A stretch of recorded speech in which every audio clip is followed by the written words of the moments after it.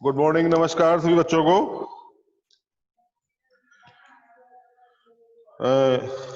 आज पढ़ेंगे हम जवाहरलाल नेहरू। और जवाहरलाल नेहरू का पाठ है भारत माता, अर्थात भारत माता क्या है, भारत माता की जो बुलाते हैं वो लोग क्या जवाब देते हैं उसका। तो इस प्रकार का पाठ है। और भारत माता चल रहा, जब जलसों में जाते हैं तो वहां पूछते हैं भारत माता क्या है, तो कोई भी उनका जवाब नहीं दे पाता है भारत माता का। और कोई क्या जवाब देता है, कोई क्या जवाब देता है।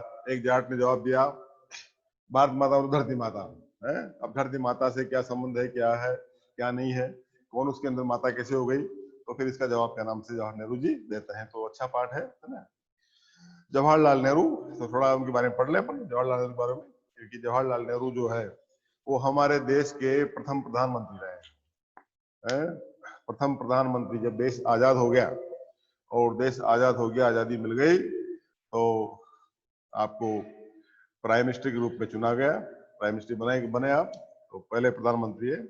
आपका जन्म इलाहाबाद के अंदर, इलाहाबाद जो उत्तर प्रदेश में है, वहां पर 1889 1889 में आपका जन्म हुआ। और आपने बहुत सारी रचनाएं लिखी है, बहुत सारी किताबें लिखी है। उनमें प्रमुख रचनाएं आप देख सकते हैं। मेरी कहानी, ये इनकी आत्मकथा है। मेरी कहानी आत्मकथा के रूप में लिखी है। विश्व इतिहास की झलक,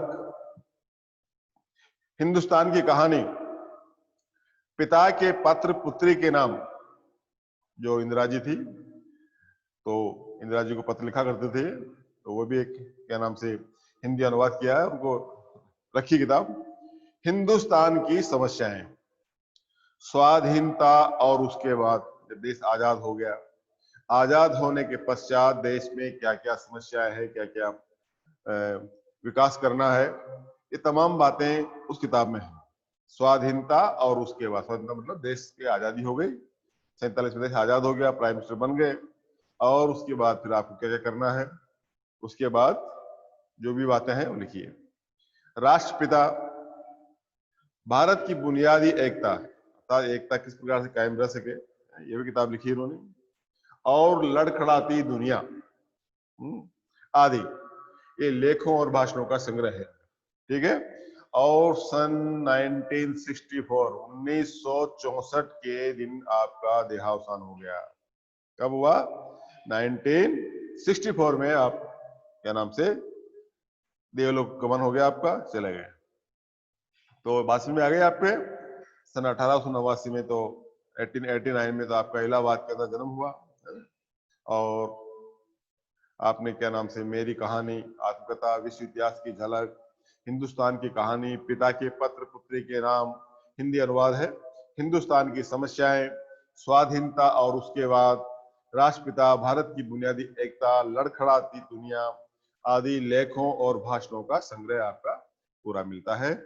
और इस प्रकार से 1964 में आपका देहावसान हो गया।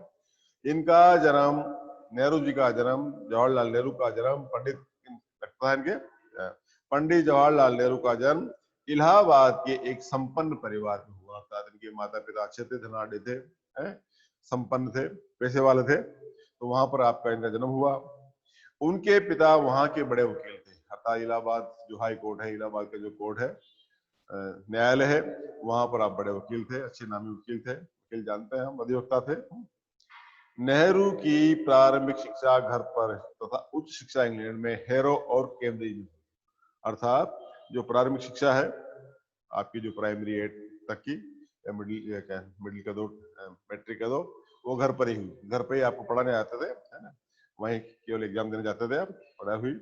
और उच्च शिक्षा, हायर शिक्षा के लिए आप क्या नाम से इंग्लैंड गए, वहां पर क्या नाम से आप हैरो कॉलेज और कैम्ब्रिज यूनिवर्सिटी है, अच्छी यूनिवर्सिटी है कैम्ब्रिज, कैम्ब्रिज का नाम है दुनिया के अंदर, तो वहां पर आपका क्या नाम से हायर एजुकेशन आपकी वहां हुई। वहीं से वकालत की पढ़ाई भी की, अर्थात वकालत जो वकील लोग करते हैं पढ़ाई, वो भी आपने कैम्ब्रिज से पास की।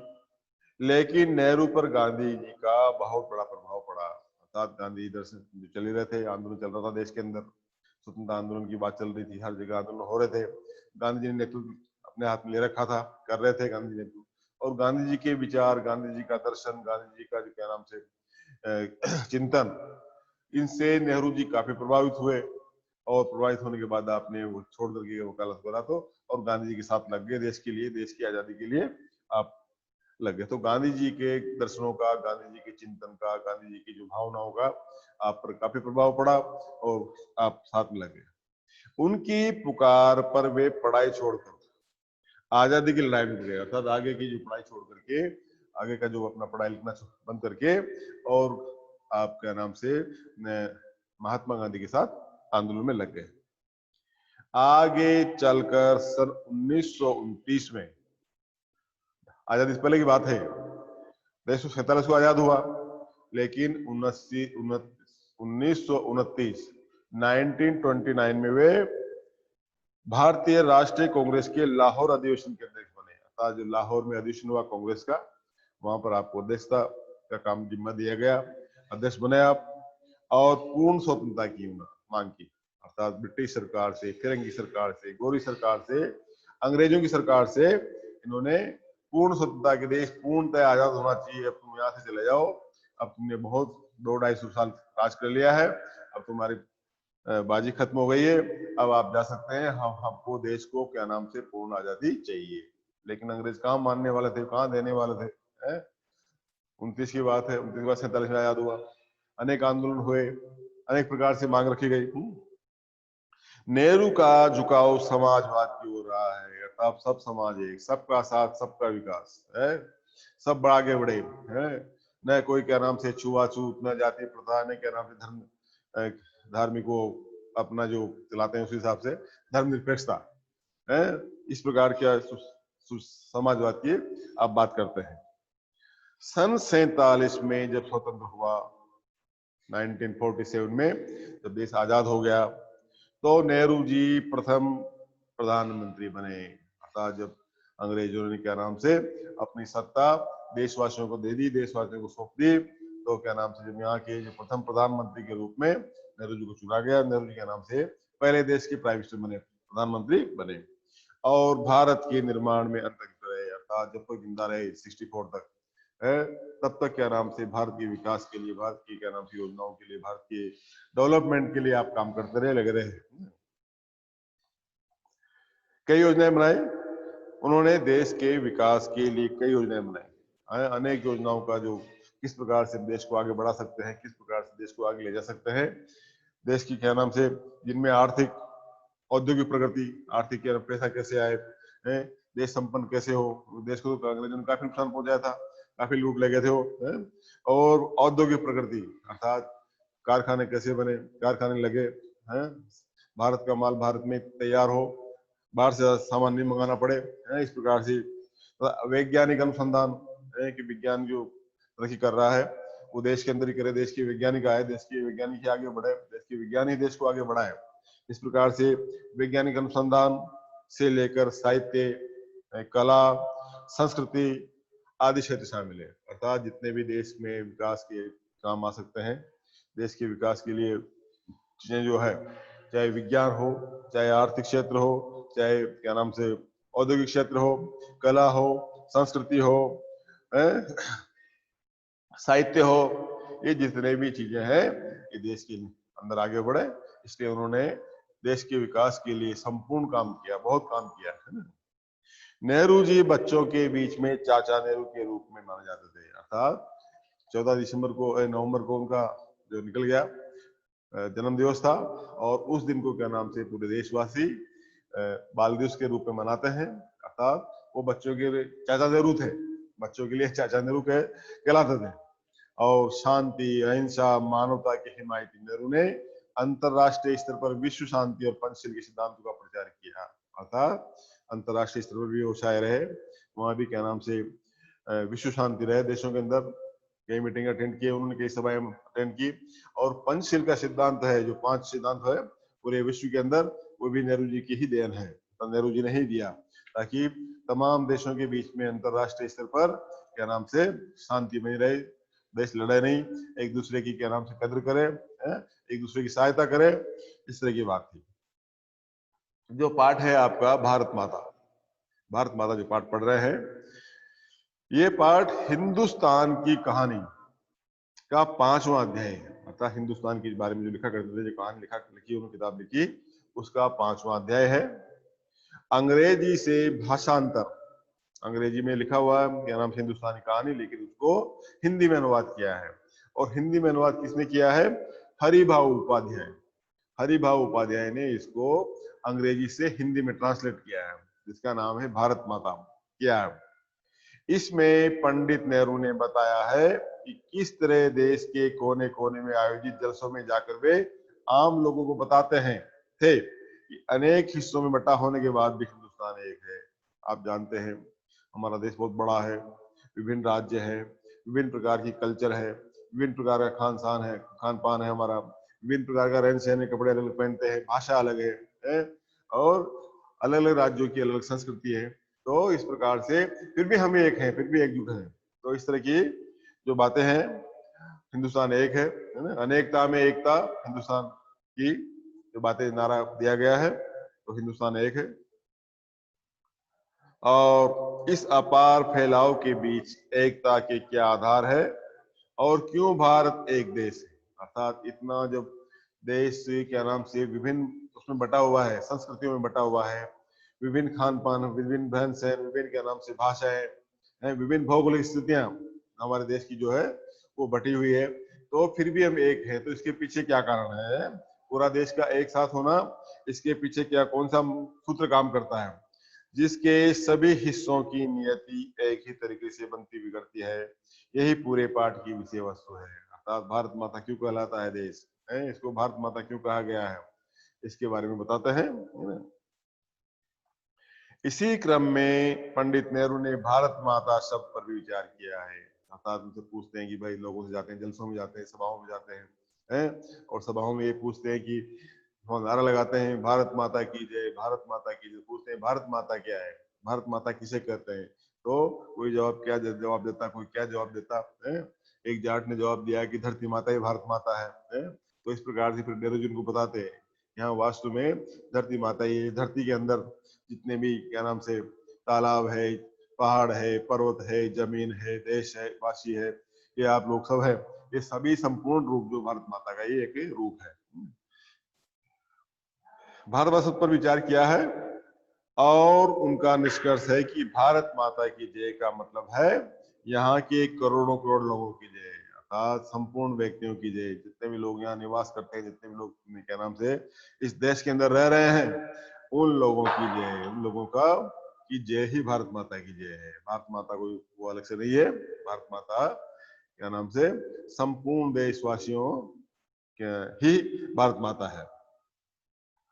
कहने की जरूरत नहीं है कि अपने छोटे आकार के बावजूद इस लेख का कथ्य अत्यंत विराट और प्रस्तुतिकरण पेना है। अर्थात ये कोई बताने की बात नहीं है, लेकिन जब पाठ पढ़ेंगे, जब पाठ में लगेगा हमको, तो बड़ी अच्छी बातें हैं, बड़ी तीखी बातें हैं, बड़ी पैनी बातें हैं। ये पाठ है तो इसको इसका जो कथन है, कथ्य है जो है वो बहुत ही विराट है, और प्रस्तुतिकरण जो करने की बात है वह बड़ी पैनी है ना। तो पाठ का नाम है क्या नाम से? भारत माता। शुरू करते हैं भारत माता पाठ, है ना। ये तो था नेहरू जी के बारे में, आपको बताया कि नेहरू जी का जीवन कैसा बीता, नेहरू जी के क्या नाम से कहाँ पैदा हुए, क्या क्या किताबें लिखी, कब मरे, है उसके पश्चात उन्होंने क्या क्या लिखा, कौन सी किताबें लिखी। इस पाठ में जो क्या बात बताई गई है, ये सारी बातें हमने पढ़ी है ना। देखिए, तो अब पढ़ते हैं भारत माता। अक्सर जब मैं एक जलसे से दूसरे जलसे में जाता होता हूँ, अर्थात एक सभा के बाद, नेता है, प्राइम मिनिस्टर है, देश के बड़े नेता है, और उनको क्या नाम से अलग अलग सभाओं को संबोधित करना होता है। आज एक सभा यहाँ है, दूसरी सभा वहां है, तीसरी वहां है। इस प्रकार से कहते हैं कि जब मैं एक जलसे से, एक सभा से दूसरे जलसे में जाता होता हूँ और इस तरह चक्कर काटता रहता होता था, तो इन जलसों में मैं अपने सुनने वालों से अपने इस हिंदुस्तान या भारत की चर्चा करता, उनसे पूछता भारत क्या है, भारत माता क्या है। जब तक हम देश में, जिस देश में रह रहे हैं, जिस देश के बारे में नहीं बताएंगे लोगों को, लोग इस देश के बारे में नहीं सोचेंगे और उनकी वास्तविकता जो उबारेंगे नहीं, चित्रण नहीं करेंगे, तो लोगों के अंदर देशभक्ति, राष्ट्रभक्ति, देश के प्रति प्रेम कैसे आएगा। तो मैं भारत की चर्चा करता हूँ, अपने जलसों में मैं अपने सुनने वालों से इस हिंदुस्तान की या भारत की चर्चा करता है, जिसका नाम भारत है। और भारत भी भरत के नाम से पड़ा है। भरत आप जानते ही है, राजा के पुत्र थे, बड़े योद्धा थे, बड़े अच्छे थे वो, तो उनके नाम से भारत का नाम पड़ा है। भारत एक संस्कृत शब्द है, अर्थात भारत का जो शब्द है वो संस्कृत से लिया गया है और इस जाति के परंपरागत संस्थापक के नाम से निकला हुआ है। इस जाति के परंपरागत संस्थापक के नाम से निकला हुआ है। जो वास्तव में जिसने इसका निर्माण किया, वास्तव में जिसके नाम से भारत पड़ा है, क्या नाम से जो संस्थापक वही है इसके। भारत के जो भरत मुनि थे, भारत क्या नाम से राजा के पुत्र थे, वही इसके संस्थापक है। मैं शहरों में ऐसा बहुत कम करता, मैं शहरों में ऐसा, क्योंकि शहरों लोग जानते हैं, शहरों लोग तो किताबों में पढ़ चुके हैं या क्या नाम ग्रंथों में पढ़ चुका है कि भारत का नाम भारत कैसे पड़ा है। वह ऐसी बातें में गाँव में नहीं, गाँव में करता, शहरों में नहीं करता। शहरों के लोगों को ऐसी बातें नहीं पता था, मैंने कम करता, क्योंकि वहां के सुनने वाले कुछ ज्यादा सयाने थे। सयाने मतलब चालाक, सॉरी, सयाने मतलब जो पढ़े लिखे में थोड़े बुद्धिजीवी थे। तो शहरों में होते ही बुद्धिजीवी लोग, पढ़े लिखे होते हैं, पढ़ा लिखा ज्यादा ठीक होता है, तो वो अपने किताबों से क्या नाम से अपने जो ग्रंथों से ये बातें पढ़ चुके होते हैं और उन्हें दूसरे किस्म की गिजा की जरूरत थी, अर्थात उनको जो दूसरे किस्म की क्या नाम से जो बातें हैं, गिजा क्या है, खुराक, दूसरे किस्म की खुराक की आवश्यकता थी उनकी। भोजन, गिजा होती है खुराक, भोजन या खुराक। लेकिन किसानों से जिनका नजरिया महदूद था, किसान जो लोग हैं जिनका नजरिया महदूद होता है, सीमित दायरा, अर्थात वो कम जानते हैं बेचारे, तो अपना काम करते हैं, पढ़ाई लिखाई में पीछे होते हैं, पढ़ाई लिखाई गांव में होती नहीं है।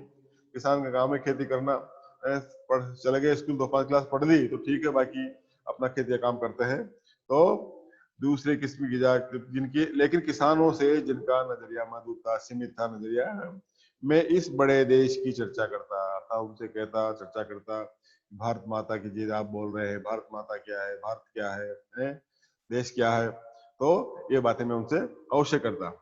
लेकिन किसानों से जिनका, सॉरी, करता जिसकी आजादी के लिए हम लोग कोशिश कर रहे हैं, अर्थात जो देश है, जिस देश में पैदा हुए हैं, जिस देश में मिट्टी में हमने जन्म लिया है, तो उस देश की आजादी जरूरी है और उस देश की आजादी के लिए हम कोशिश कर रहे हैं।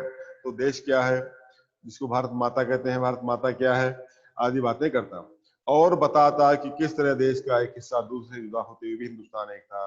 अर्थात उनको कहता कि हमारे देश है, हमारे यहाँ इतने राज्य हैं और राज्य, सभी राज्य क्या नाम से अलग अलग संस्कृतियों में बटे हुए हैं, अलग अलग भाषाओं में बटे हुए हैं, अलग अलग खान पान है, उसके बावजूद भी हम एक हैं, फिर भी एक ही भारत माता है। तो इस प्रकार की मैं कोशिश करता हूं, उनसे पूछता, सवाल करता। मैं उन मसलों का जिक्र करता है जो उत्तर से लेकर दक्षिण तक और पूरब से लेकर पश्चिम तक किसानों के लिए एक साथ है। अर्थात ऐसी बातें, चाहे कहीं का किसान हो, चाहे जम्मू का किसान हो, चाहे कन्याकुमारी का किसान हो, चाहे पश्चिम राजस्थान का किसान हो, चाहे क्या नाम से ईस्ट में कोई सा राज्य ले लो, वहां का किसान हो, सब किसानों की समस्या एक जैसी है। सब जो किसान है वो उनकी किसी न किसी समस्या से वो प्रभावित है। और स्वराज्य का भी जिक्र करता, स्वराज्य मतलब आजादी का, अपने राज का, ये अपना राज कैसे प्राप्त करे, जो थोड़े लोगों के लिए नहीं बल्कि सभी के फायदे के लिए सकता था। अर्थात ऐसी बातें, ऐसा चिंतन थोड़े से सीमित लोगों के नहीं लिए नहीं, जल से आए लोगों के लिए नहीं, बल्कि पूरे राष्ट्र के लोगों के लिए फायदे के लिए हो सकता है। ऐसी बातें में जलसों में, सभाओं में लोगों के बीच में जाकर के और करता है। मैं उत्तर पश्चिम में खैबर के दर्रे से, अर्थात उत्तर जो दिशा है हमारी, क्या नाम से लास्ट में जो मेघालय उधर उधर क्या नाम से चाइना बॉर्डर से लेकर दूर दक्षिण में कन्याकुमारी तक, दक्षिण में जाएंगे तो हमारा सीमा लास्ट समुद्र जो उड़ता है वहां पर टच होता है कन्याकुमारी तक। उत्तर में तो जाएंगे, उत्तर पश्चिम में खैबर दर्रा है, बड़ा हजरा के भी गए हो आप घूमने तो वो देखना, जाते हैं लोग वहां पर्यटक के हिसाब से।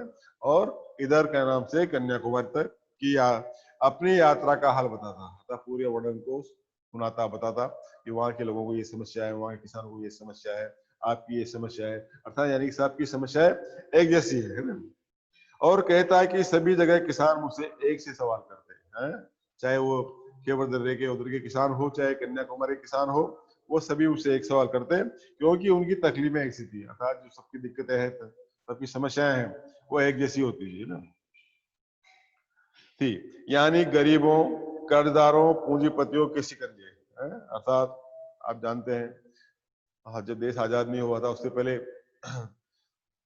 हम दूसरे के बंधन में थे, दूसरे के क्या नाम से सत्ता में थे, तो गरीबी थी, कर्जदार थे, पैसा ले रखा था, पैसा देना वापस चुकाना, पूंजीपतियों के शिकंजे बड़े लोग हैं, पैसे वाले लोग हैं, उनके शिकंजे में रहना, उनकी काम करना, उनका पैसा देना, क्या नाम लिया हुआ तो चुकाना उनको, तो जमींदार जो पैसे जमीन वाले हैं उनके काम करना, किसानों के पास जमीनें नहीं थी, कम थी, है?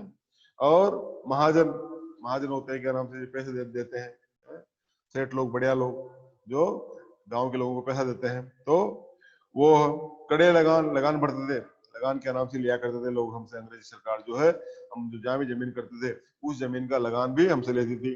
और सूद, सूद होता है ब्याज, ब्याज से पैसे लेना, ब्याज से हम पैसे लिया करते थे, तो सूद देना।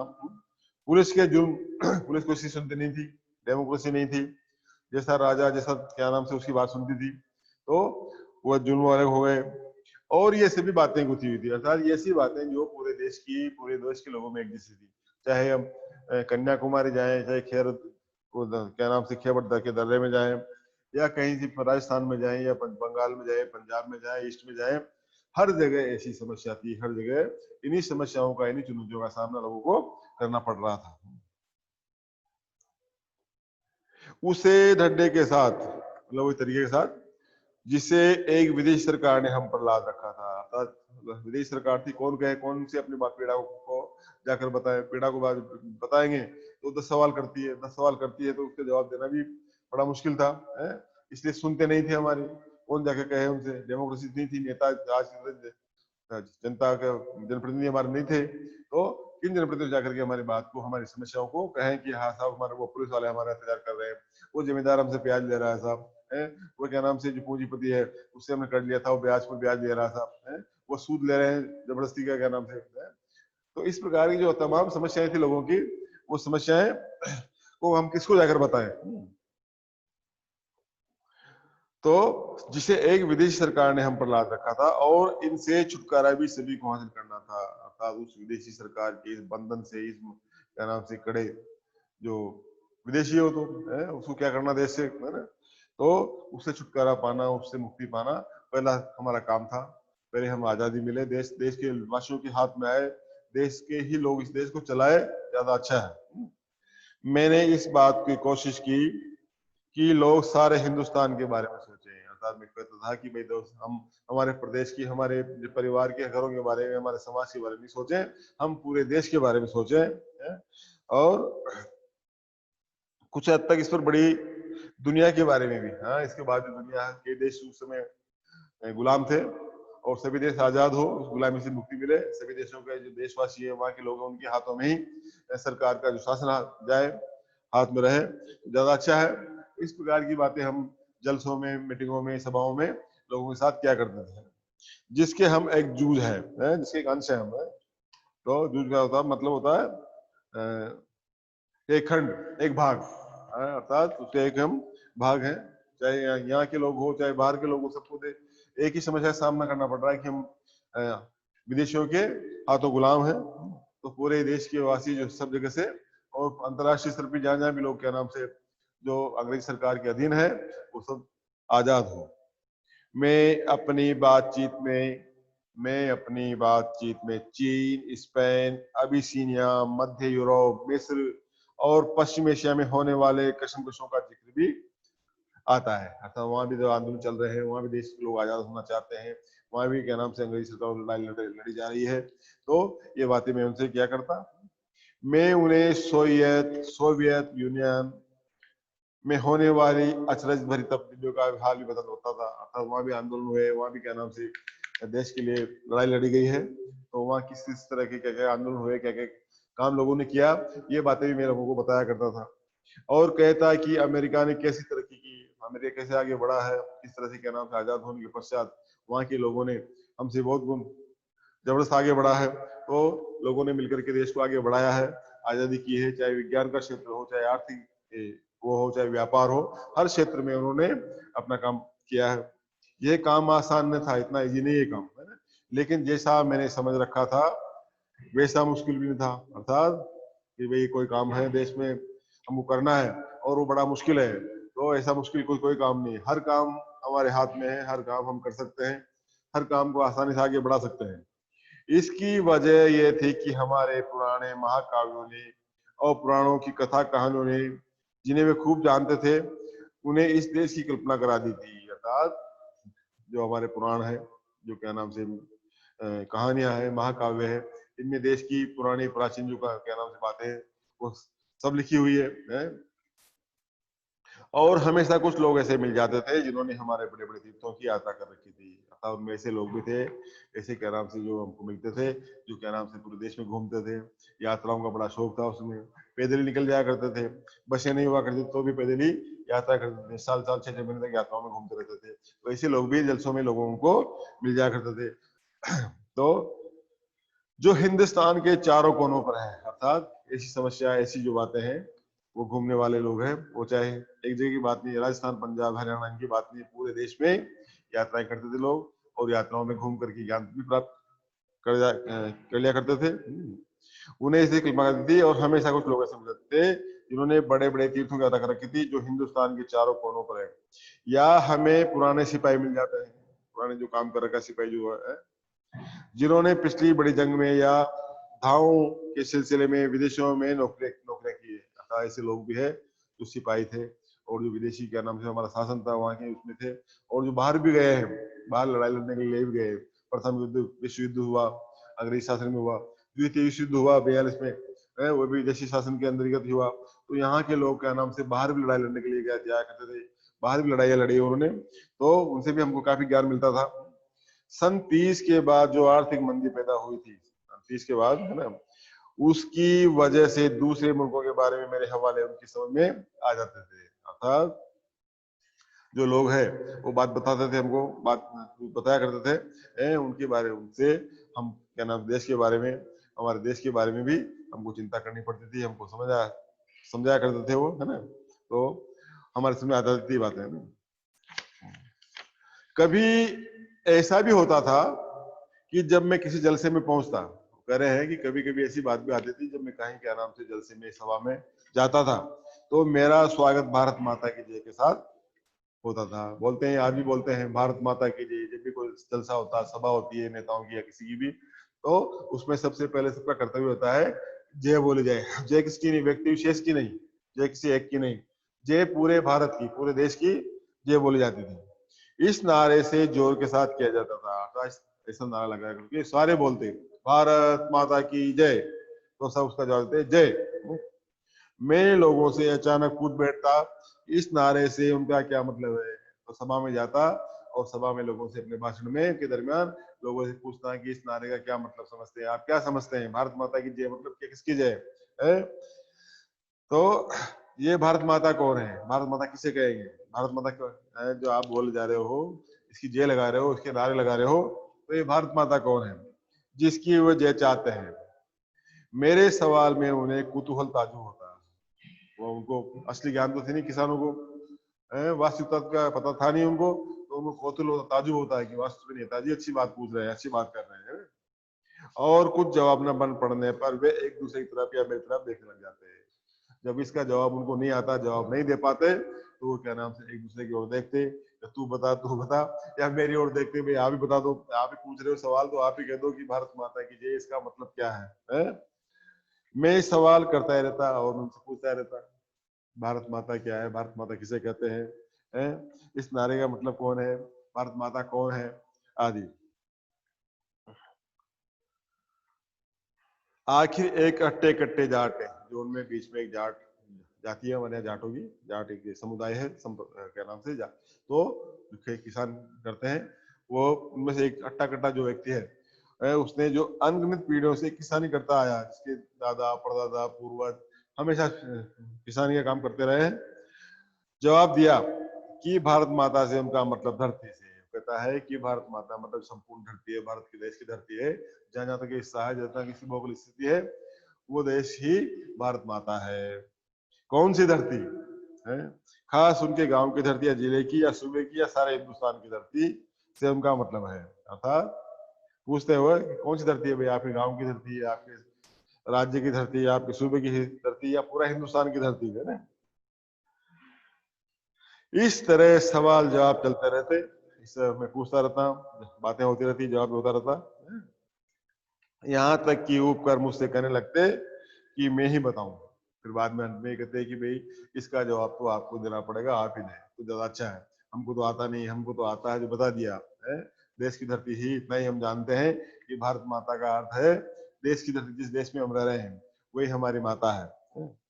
मैं इसकी कोशिश करता और बताता कि हिंदुस्तान वह सब कुछ है, उन्होंने समझ रखा है, अर्थात हिंदुस्तान जो बताया उन्होंने वो बात ठीक है, अच्छी बात है और वही बात है, लेकिन वह इससे भी बहुत ज्यादा है? इससे भी बहुत ज्यादा जो बातें हैं वह उनकी बातों में है।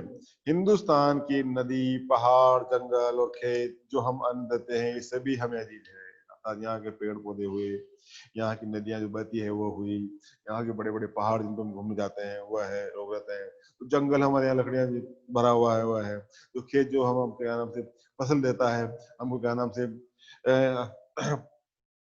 अन्न देता है, ये सभी हमें अर्थात सब चीज प्यारी है। अर्थात देश की हर चीज, प्रत्येक चीज हमको प्यारी लगती है। जब तक हम इस सृष्टि में आए हैं, जिंदा रहेंगे, तब तक इस देश की प्रत्येक चीज से हमारा लगाव है और प्रत्येक चीज हमको प्यारी लगती है, चाहे वो नदी हो, चाहे पहाड़ हो, चाहे जंगल हो, चाहे खेत हो, चाहे अन्न धरती हो, है? ये सब हमको अजीज है, प्रिय है। लेकिन आखिरकार जिनकी गिनती है वे है हिंदुस्तान के लोग, अर्थात जिस देश में रहते हैं लोग, जो देश में क्या नाम से इन चीजों का प्रयोग करते हैं, ऐसे लोग हैं, उनके और मेरे जैसे लोग, उनके और आपके और मेरे जैसे, सब हम सब एक ही हैं, हम सब एक ही धरती में पैदा हुए हैं, जो सारे देश में फैले हुए हैं, जो एक जगह नहीं, एक स्थान पर नहीं, जलसे में नहीं, पूरे भारत के अंदर अनेक राज्यों में, प्रदेश में फैले हुए हैं। भारत माता दरअसल ये करोड़ों लोग हैं, अर्थात करोड़ों करोड़ लोग जो इस देश में रहते हैं वही भारत माता है। उसे ही भारत माता हम कह सकते हैं। भारत माता कोई देवी या कुछ वो नहीं है, भारत माता कोई किसी भी व्यक्ति कोई वो नहीं है, प्रतिष्ठा नहीं है, वह संपूर्ण भारत के लोग और संपूर्ण देश की जो चीजें है यहाँ की, वो भारत माता है। और भारत माता की जैसे मतलब हुआ इन लोगों की जय, अर्थात जो भारत माता की जय बोलते हैं वो है क्या नाम से सब लोगों की जय, आप सब लोगों की जय भारत माता की जय है। मैं उनसे कहता कि तुम इस भारत माता के अंश हो, अर्थात बताता उनको कि आप जो सब हम सब लोग हैं वो उसके एक अंश है, उसका एक खंड है, उसका एक भाग है। एक तरह से तुम ही भारत माता हो, अर्थात बात समझ आ गई आपके, भारत माता कोई नहीं है, एक प्रकार से आप ही भारत माता हो। है? और जैसे जैसे विचार उनके मन में बैठते उनकी आंखों में चमक आ जाती है, जैसे कहते हैं भाई आप ही भारत माता हो। अच्छा हम भारत माता है? हमारे बारे में कहा गया ऐसा है? हम भारत माता को धरती के बारे में या कोई उनके बारे में नहीं, हम सबके बारे के लिए कहा गया है, अर्थात हम भारत माता। तो ऐसा सुन करके उनकी आंखों में चमक आती, खुशी की लहर जोड़ जाती है। इस तरह मानव ने कोई बड़ी खोज कर ली हो, इस प्रकार से कोई बड़ी चीज को उन्होंने प्राप्त कर लियो। तो ये पाठ है आपका, है? भारत माता। और टाइम ज्यादा हो गया, ले लिया, कोई दिक्कत नहीं है ना, इसके प्रश्न भी देखेंगे बाद में, ठीक है बेटा? तो खत्म करते हैं आज पाठ, कल कोई दूसरा पाठ पढ़ेंगे।